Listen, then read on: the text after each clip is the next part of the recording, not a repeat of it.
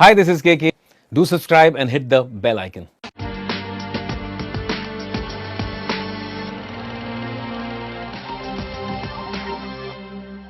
नमस्कार, मैं हूं प्रशांत और आज मैं खड़ा हूं मुंबई के यारी रोड इलाके में और यहां मैं एक ऐसे सिंगर से मिलने आया हूं जिन्होंने गाने तो बहुत चुनिंदा गाए हैं, लेकिन जितने भी गाए हैं वो करीब करीब सभी हिट हैं। इनकी आवाज को रूहानी आवाज कहा जाता है और इनके नाम ढेरों अवार्ड्स हैं। मैं बात कर रहा हूं सिंगर केके की।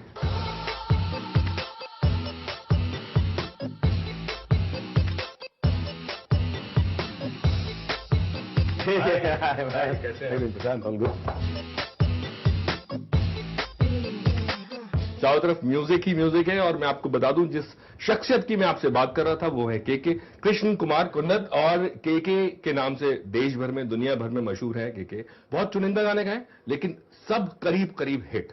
500 के करीब आपने गाने गाए हैं जिनमें से 100 जो है वो बाकी लैंग्वेजेस में है और 3,500 से ज्यादा जिंगल्स आपने किए हैं।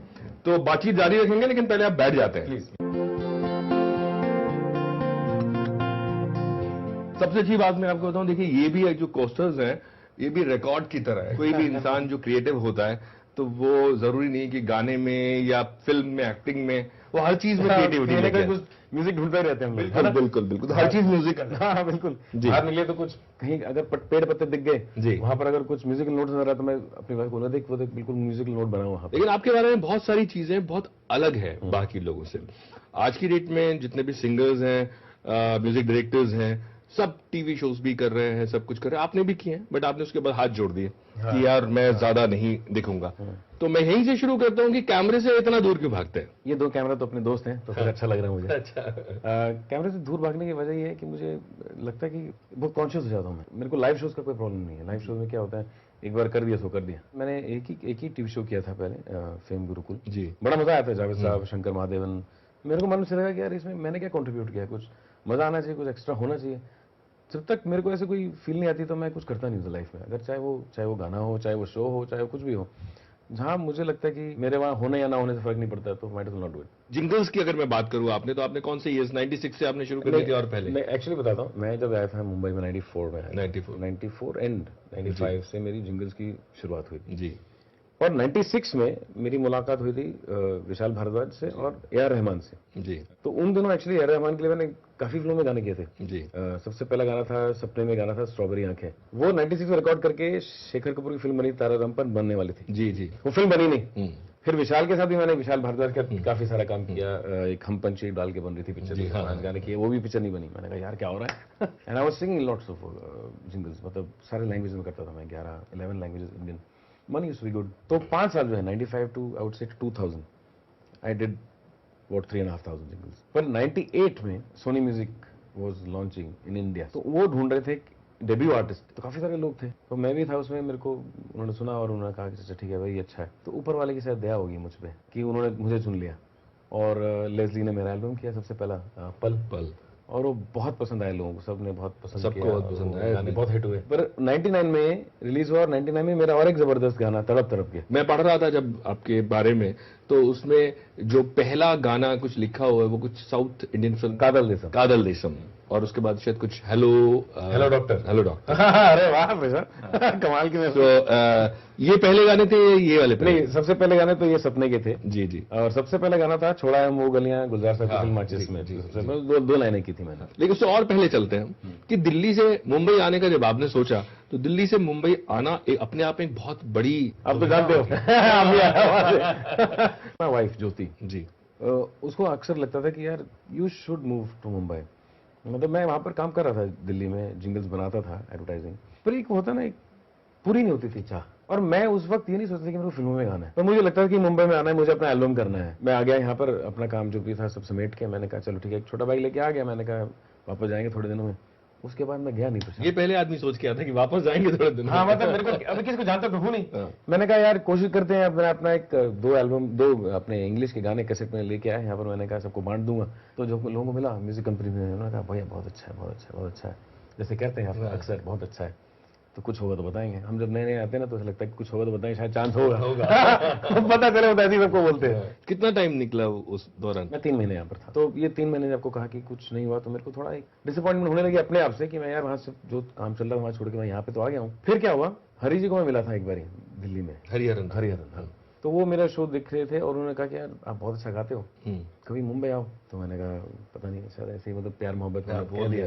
तो लेकिन मैं आया और उनको जाके मिला मैं, तो मैंने अपने उनको कैसेट सुनाया, उन्होंने वो गाना सुना और उन्होंने लेस्ली को सुनाया। उस वक्त दोनों की जोड़ी थी जी। और लेस्ली ने मुझे बोला कि कल आ जा स्टूडियो। आप मानोगे नहीं, मैं अगले दिन स्टूडियो पहुंचा, वहाँ पर बहुत मोहब्बत से उन्होंने बात की और कहा भी तो अच्छा गाते हो यार, तो कुछ होगा तो बताऊँ। मैंने कहा ये कुछ होता होगा तो बताऊँ, तो बहुत डेडली लाइन है यार, मैं डर गया, मैंने कहा कुछ होने वाला नहीं है शायद। पर 94 July 24 my son was born. Same day I got a call from Leslie.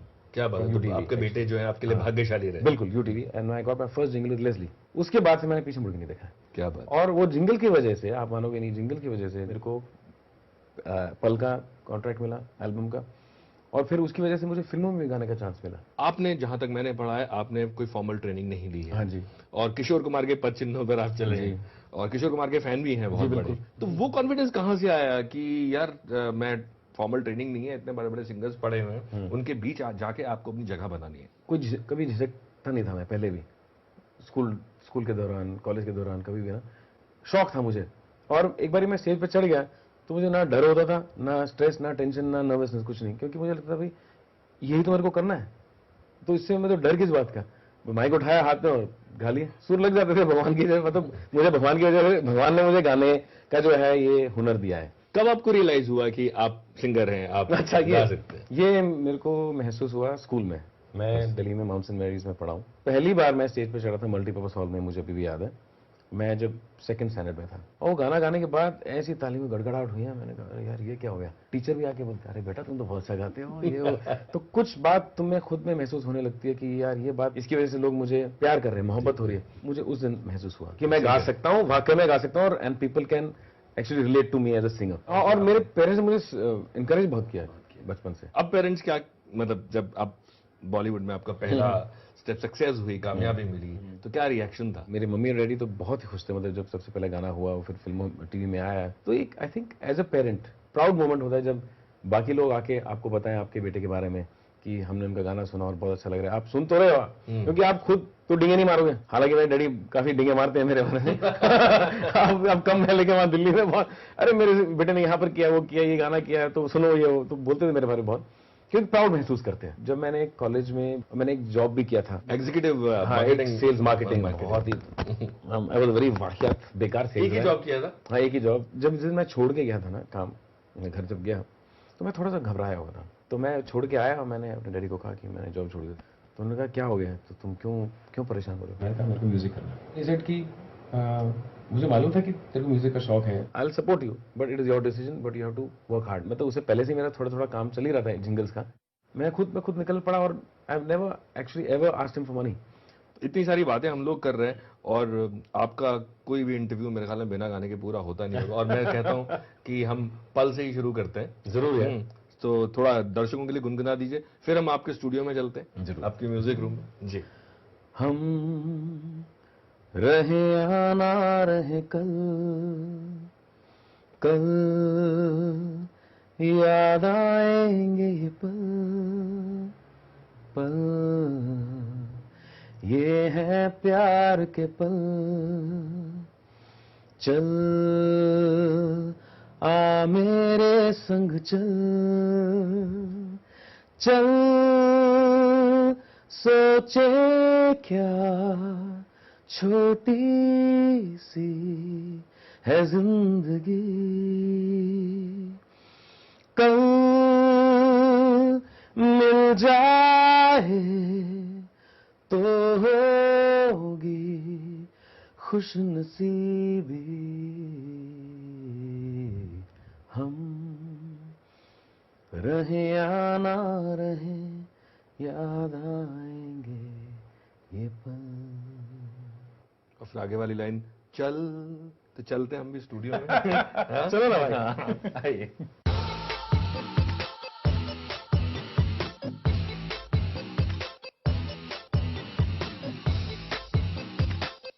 तो ये स्टूडियो है केके का, तो केके के साथ बातचीत जो है वो जारी रहेगी। केके को आपने गाते हुए सुना है, लेकिन जब ब्रेक के बाद आएंगे तो आपसे गुजारिश करूंगा कि आप ये जो ड्रम यहाँ पे साइड में रखा है इसको आप जरूर बजाएं।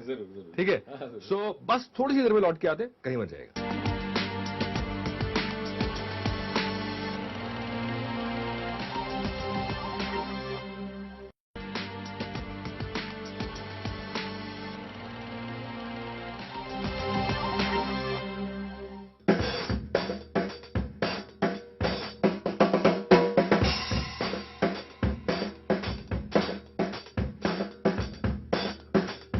तू ही मेरी सब है, सुबह है, तू ही दिन है मेरा,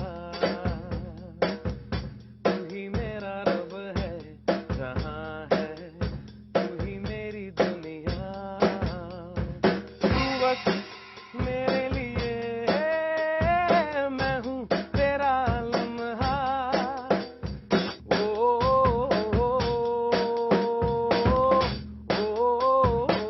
ब्रेक के बाद आपका फिर से स्वागत है और हम लोग वापस आ गए और आपने केके को गाते हुए और बजाते हुए सुन लिया। तो मुझे ये बताइए कि अक्सर लोग कहते हैं कि यार सिंगर म्यूजिक बनने के लिए दिल टूटना चाहिए, तो ऐसा जरूरी है क्या?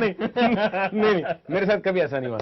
मेरी एक ही माशूका रही हाँ। जिससे मेरी शादी हो गई, वाह। और हम दोनों एक दूसरे से मिले थे जो हम छठी में थे, 6th स्टैंडर्ड में। तो दिल टूटने की जरूरत नहीं होती, दिल बनने की जरूरत होती है, दिल मोहब्बत होनी जरूरी होती है। मेरे को किसी ने बोला भी था कि यार आपका तो लव लाइफ बहुत सैड रहा होगा। मैंने कहा क्यों भाई? नहीं, आपने तरफ तरफ जैसे गाना गाया। मैंने कहा क्यों? मेरा तो बहुत खुश आदमी हूँ, मेरे तो I had one love affair and I got married to her. So आप इतने सैड गाने कैसे गा लेते हो? मैंने कहा you have to only feel, आपके सामने लिरिक्स है, आप लिखते हो मेरे दोस्त, तो आप जब लिखते हो कुछ, आपको कुछ वो बताता है कि आप कोई ऐसे गाने लिखो? नहीं, आपको थॉट आती है, आप लिख के मुझे दो, मुझे थॉट आती है इसको कैसे गाऊं। मेरे अंदर वो मैट्रिक्स चल रहा होता है कि ये लाइन है, इसको ऐसे गाना चाहिए, कैसे करो I can not explain, because it is from my heart. Urdu में एक शब्द होता है उसके लिए, कहते हैं आमद। ये आमद है ऊपर वाले की आमद है। इतने टाइम में आपने बहुत चुनिंदा गाने गाए, ऐसा कभी नहीं हुआ कि कोई गाना आपको नहीं पसंद आया? जैसे एक पसंद नापसंद भी हो जाए, आपको लग रहा है मेलोडी नहीं है गाने में, मतलब या आपको लगता है कि इस गाने के लिरिक्स मुझे नहीं जम रहे? हाँ, ये एक बार मेरे साथ हुआ था। नए म्यूजिक डायरेक्टर थे और पहला अंतरा मुखड़ा बहुत अच्छा था, दूसरा बिल्कुल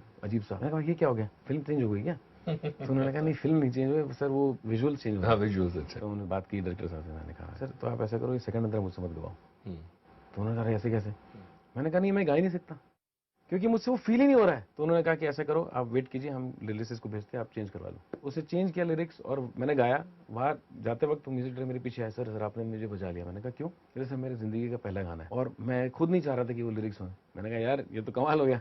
तो मैंने कहा देखो, आप पहली बार अपना गाना कर रहे हो, पर ना बोलना सबसे पहले सीखो। हाँ तो सभी बोलते हैं। तो मैं आपसे यही पूछूं, गाना कौन सा था वो फिल्म रिलीज ही नहीं हुई यार। मैं एक और चीज बता दूं, बजरंगी भाईजान का गाना अभी आपने गाया और वो गाना आपने सिडनी में रिकॉर्ड किया। तो ऐसा भी होता है कि म्यूजिक डायरेक्टर यहाँ बैठे हुए हैं और गाना वहां रिकॉर्ड हो रहा है। जब आप दूर बैठ के गाना रिकॉर्ड करते हैं तो आप एक्चुअली म्यूजिक डायरेक्टर का भी किरदार निभा रहे होते हैं और आप सिंगर का भी निभा रहे होते हैं। हाँ, एक्चुअली क्या, प्रीतम और मेरी ट्यूनिंग बहुत अच्छी है, काफी साल से हम काम कर रहे हैं और मैं छुट्टी पे था उस वक्त। तो अब उसने कहा कि यार मेरे को गाना अर्जेंट है, करना है। तो मैंने कहा, मैं उस वक्त ब्लू माउंटेन में था, मैंने कहा अगले दिन करके आके करता हूँ। फिर पहुंचा स्टूडियो, उन्होंने सब कुछ रेडी वेडी किया हुआ था सब कुछ, लेकिन वहां पर सब गोरे। अब उनको तो हिंदी का समझ में ही है, कुछ नहीं समझ में आती है ना। तो उनको समझा दिया भाई ये ऐसा होता है, फॉर्मेट ये है और ऐसे करेंगे। और वैसे ही हुआ, उस दिन मैंने वहां पर रिकॉर्ड किया और we spent about 3 hours for that recording. और वो गाना भी लोगों ने इतना पसंद किया है। तो मौका अच्छा लगे, हाथ सुना भी दीजिए। हाँ जरूर सुना देता हूँ। तो मैं जरा इसको अगर देख के कर लूँ तो सॉरी। हाँ, नॉट ए प्रॉब्लम। आशियाना मेरा साथ तेरे है ना, ढूंढते तेरी गली मुझको घर मिला। आबदाना मेरा हाथ तेरे है ना, ढूंढते तेरा खुदा मुझको रब मिला। तू जो मिला तो हो गया मैं काबिल, तू जो मिला तो हो गया सब हासिल। हाँ क्योंकि तू धड़कन मैं दिल। बहुत खूब, बहुत थैंक यू। तो बैठ जाते हैं। आपके बच्चे हैं, आपकी बेटा और बेटी है, उनको भी म्यूजिक में इंटरेस्ट है? हाँ, my son actually Nakul, he is 21 now, उसका खुद का एक बैंड है, कैंडी फ्लिप संडे। मेरी बेटी है तामरा, गाना सीख रही है, गुरु है उनके Siraj Khan ji. Both of them are into music, they want to follow it. घर पे उन्होंने खुद के अपने दोनों ने अपने छोटे छोटे स्टूडियो सेटअप किए हैं, मतलब they can sit at home, compose, sing. एक घर में 3-3 स्टूडियो है भाई। वो उनकी तरफ से कोई सजेशंस आते हैं जब कभी आप किसी धुन पे आप बात कर? हाँ हाँ बिल्कुल, मैं कुछ कल कर रहा था घर पे, I have a piano at home, मैंने नकुल को बनाया, सुन यार देख कैसा है, कहता है अच्छा है dad but it's very commercial. हमें सिखाएगा तू। तो I know where he is coming from, he is a new generation, you know. अब जरा आपके कीबोर्ड की तरफ। हाँ, मैं ज्यादा कुछ नहीं है, ऐसे कुछ छोटा मोटा कुछ काम करता हूँ।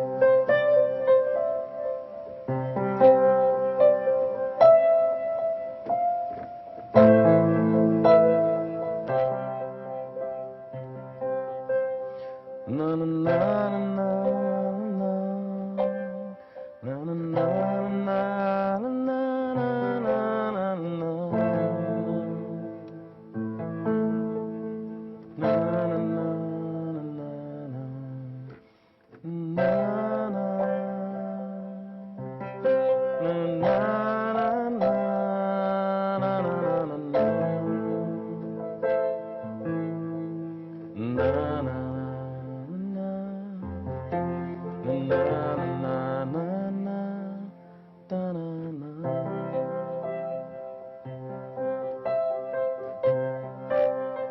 क्या बात है।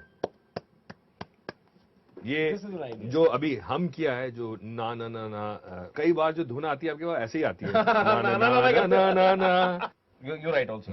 प्रशांत लिखते हैं गाने, हम बात करें थोड़ी देर पहले, तो वो मीटर पे फिर वही होता, मीटर पे आप गाना लिख दें जी। ना ना ना ना ना ना, तो उस पे फिर जो वर्ड बैठते हैं वैसे। ऐसा कौन सा गाना है जो आपको गाने में आपको लगा हो कि बहुत मुश्किल मुझे हुई? आई थिंक तड़प तड़प सबसे पहला गाना जो मैंने किया था जी। उस वक्त मुझे ज्यादा मुश्किल लगा था, क्योंकि बहुत नया नया था, सुर थे ऊंचे, और इस्माइल भाई जो है उनके जो क्या कहते हैं, जो थोड़ा क्लासिकल। हाँ जो है ना, he is hard nut to crack, if I want to say that word, is a dear friend, but उनको अगर ये चाहिए तो वही चाहिए। ऐसा गाना मैंने सुना ही नहीं था उससे पहले, मेरे को बहुत अच्छा लगा गाना, बहुत अच्छा लगा, मेरे को खुद के घूस पिंपल्स हो रहे थे। फिर जो सीखने के बाद जो उसको गा के मजा आया ना मुझे, अभी मैं जब गाता हूँ, तड़प तड़प के इस दिल से आह निकलती रही, मुझको सजा दी प्यार की, ऐसा क्या गुनाह किया तो लुट गए, हाँ लुट गए, तो लुट गए हम तेरी मोहब्बत में।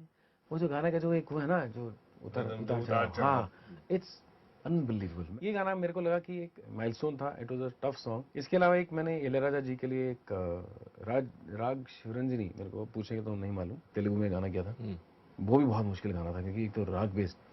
तो मैंने उनको कहा सर ये तो तुम सीखो और गाओ, टेंशन मत करो। तो he had that faith and I went and did that. और मैंने गाना खत्म हुआ, उसके बाद निकला, मैंने कहा शायद वो कहेंगे जल्दी निकलो यहाँ से। तो मैंने कहा तुम्हारे पास वक्त है तो और एक गाना करके जाओ। तो it was a compliment for me. उसके अलावा अलविदा जो गाना है प्रीतम का, it's a very high pitch.